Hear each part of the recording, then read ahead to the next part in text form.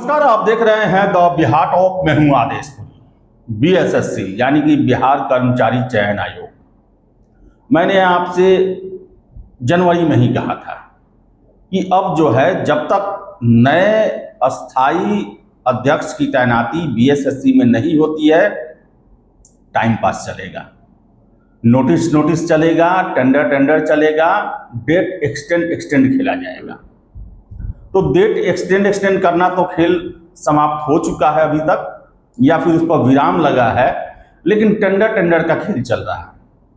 अब देखिए कि आज एक और बीएसएससी के द्वारा नोटिस जारी किया गया और इसमें कहा गया कि आयोग को बहुत सारे परीक्षा देनी है और इस वजह से कार्य के लिए एक लंबी चौड़ी सामानों की सूची जारी की गई है और इसके लिए 22 मई तक टेंडर मांगा जा रहा है। अब मुझे ये समझ में नहीं आ रहा कि ये टेंडर की बातें आप सूचना पट पर जाहिर कर रहे हैं और एग्जामिनेशन कैलेंडर जब सरकार ने आपसे मांगकर पब्लिश किया, उसे आपने अपने वेबसाइट पर लगाने की जहमत भी नहीं की, क्योंकि आपको पता था कि ऐसा कुछ होने नहीं जा रहा, तो हम क्यों लगाएं। सरकार निकलवा रही है तो सरकार अपना जवाब देगी। और जनरली मैं किसी भी वेबसाइट पर बीपीएससी का भी आप जाएं तो उनका एक अलग रहता है, वो वहां से अपना निविदा संबंधित कार्य जो है वो करते हैं। लेकिन बीएसएससी के द्वारा जो है जिन सूचना पट पर एग्जामिनेशन से संबंधित जानकारी होनी चाहिए, अब कहने के लिए तो यह भी कहा जाएगा कि भाई कार्यालय में जब सामान ही नहीं रहेगा तो हम कैसे तैयारी कर पाएंगे। तो ले देकर देखा जाए तो ये बीएसएससी ऑफिस का जो है जो जरूरत का लिस्ट होता है, अलमारी चाहिए, पेपर चाहिए, कलम चाहिए, स्टेपलर चाहिए, माचिस चाहिए, चाकू चाहिए, मस्कीटो कॉइल चाहिए, न जाने क्या क्या चीज़ का लिस्ट है। और एग्जामिनेशन का कोई चर्चा नहीं है।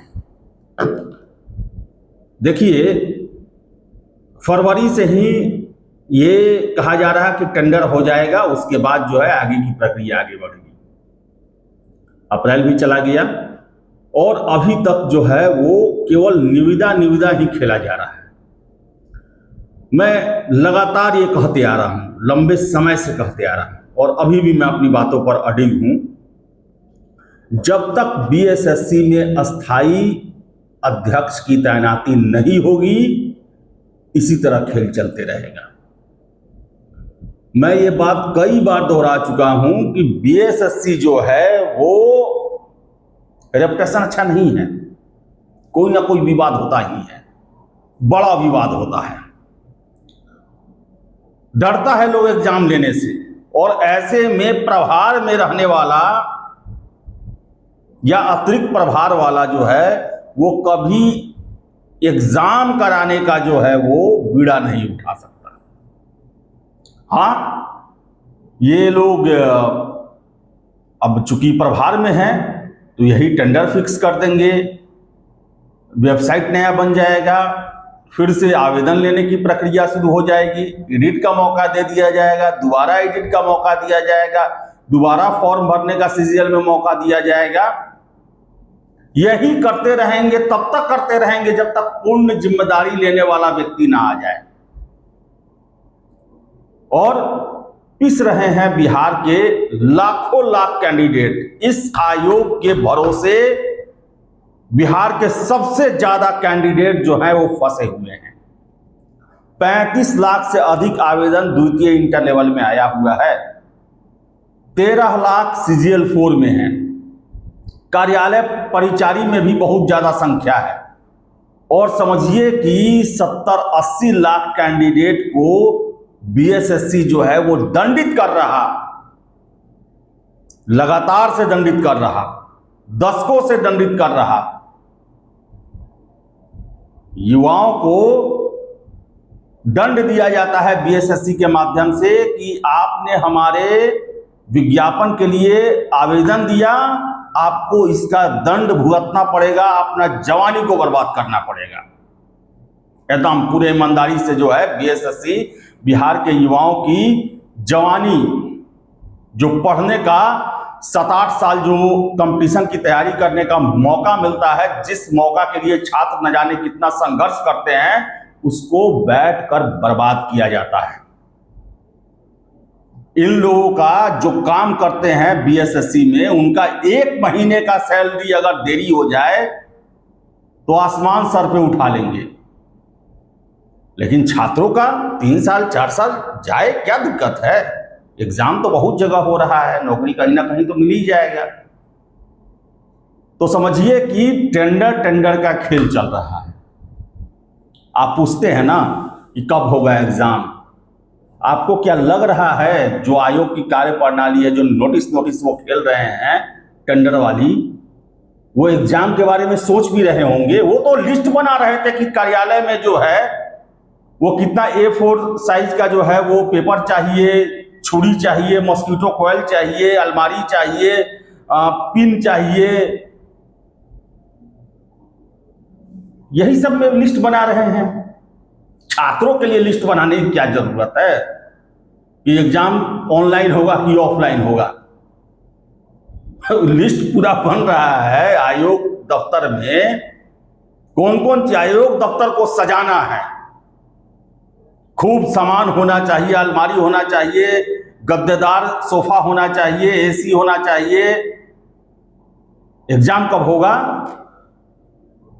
वेबसाइट का सतत अवलोकन करते रहे सालों साल। अफसोस होता है मुझे, और मुझे तो ये समझ में नहीं आता कि क्या ये बिहार का ही आयोग है। मैं बिहार के सभी आयोग, मैक्सिमम बीपीएससी हो, दरोगा आयोग हो, सिपाही भर्ती करने वाला आयोग हो, इन सभी लोगों की कार्य प्रणाली काफी सुधार आया है। अब ज्यादा उंगलियां नहीं उठती हैं, देरी नहीं होता है। लेकिन बीएसएससी जो है वो अभी 18वीं शताब्दी में ही पड़ा हुआ है। और मैं फिर से आपको बता दूं, मोहम्मद सोहेल साहब 1.25 साल प्रभार में रहे। बीएसएससी के द्वितीय इंटर लेवल एग्जाम के लिए उन्होंने कुछ नहीं किया। फिर से बता दें, पूर्व डीजीपी आलोक राज जी भी 1.25 साल के प्रभार में रहे हैं बीएसएससी के चेयरमैन के। उन्होंने भी कुछ नहीं किया। जब करने का समय आया, उसे कुछ दिन बाद ही त्याग पत्र दे दिए। जब एक सीनियर आईएएस और एक सीनियर आईपीएस प्रभार में रहने के बावजूद भी एग्जाम लेने का कोशिश तक नहीं किए, तो अभी जो है वो वरीय सदस्य बने हुए हैं प्रभार में अध्यक्ष। मुझे नहीं लगता है ये टेंडर ही चलेगा। इसके बाद पता चलेगा कि बीएसएससी के बिल्डिंग का रंगरोपण के लिए आएगा, उसके बाद आएगा कि बागवानी के लिए आएगा। यही सब होते रहेगा, क्योंकि बागवानी भी जरूरी है। ऑफिस में बागवानी भी होगा, रंगरोपण भी होगा, रिपेयरिंग भी होगा। एग्जाम कब होगा ये नहीं पता। तो आप लोग जितने लोग पूछते हैं, मैं हमेशा से कहता हूं, जब कुछ तैयारी होती है, जब कुछ काम किया जाता है, तभी पता चलता है, तभी खबर निकलता है। वही हम आप लोगों को देते हैं। जब काम ही नहीं होगा तो खबर कैसा?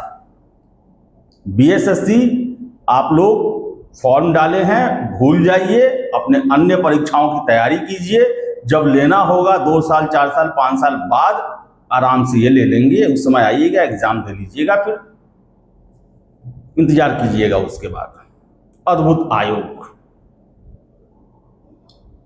चलिए, अब टेंडर देख के मुझे भी दुख हुआ। मुझे लगा कि कहीं ये दिया जाएगा सूचना कि आज ही जो है वो वेबसाइट वाला जो टेंडर जो था वो हो गया होगा, तो उससे संबंधित सूचना दिया जाएगा। लेकिन यहाँ तो मैंने देखा कि वही मॉस्किटो कॉइल, चाकू, छुरी, पेंसिल, अलमारी, न जाने क्या क्या चीज़ का जो है वो लिस्ट जारी कर दिया गया है। तो चलिए, इस वीडियो में इतना ही। आपकी क्या राय है? कमेंट बॉक्स खुला हुआ है। बहुत बहुत धन्यवाद।